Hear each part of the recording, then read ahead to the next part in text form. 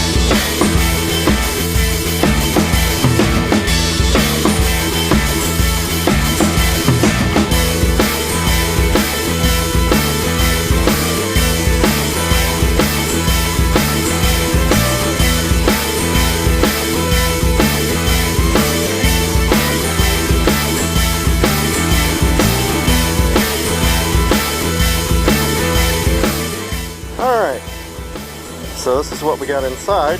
We were hoping to find maybe a performance cam, but it's a dish 4-bolt stalker. Has a aftermarket oil pump with a filter on it. It's Shadrick for the base of the pump. Has stock cam. Appears that it has not been machined for a step-on for the thrust, because the thrust surface here looks pretty thin, and usually when they machine them, I've seen there's usually a step. They never get it right on. So I'm hoping that the saddles are all standard, because then I can do my idea I have for it. Had a set of 88. Where'd the pistons go? Slip-in 88s in it. Probably won't be using those. These are weak looking to me, because one come out, here we go. The oil control ring, the bottom is all the way from wrist pin to the other side of the wrist pin, 180 degrees. There's a slot in there for the oil to get out. So the only support the piston has is right here where the wrist pins are. So I wouldn't want to try and run anything on that. In other words, no boost. Plus, they don't have much sealing area. The heads look nice. Look at these real quick. Sorry, the light's all funky. chambers look nice. Don't look like they have much runtime on them. You can see it was ran as a 1600 for a little bit, and then with these 1679 cylinders, because I can see the two ridges. Got little eggs going on there. Same with this one.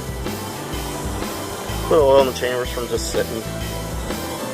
Don't have any Healy coils or anything in them. They look like they were rebuilt at some point or something. No play in the valves. Well, it's got a little play on that exhaust, but not much. So the heads are usable for my idea, I think.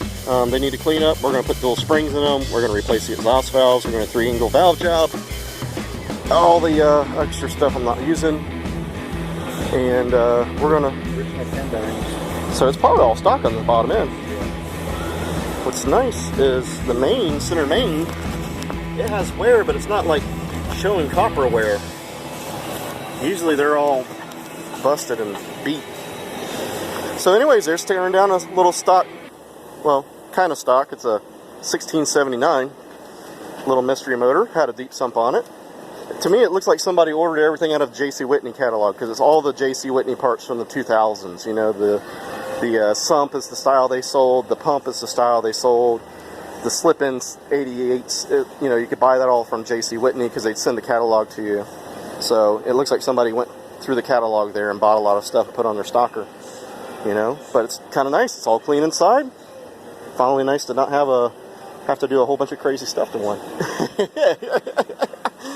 So we're going to build something out of this. Now we got to sit down, bullshit for a while, and figure out what we're going to do with it.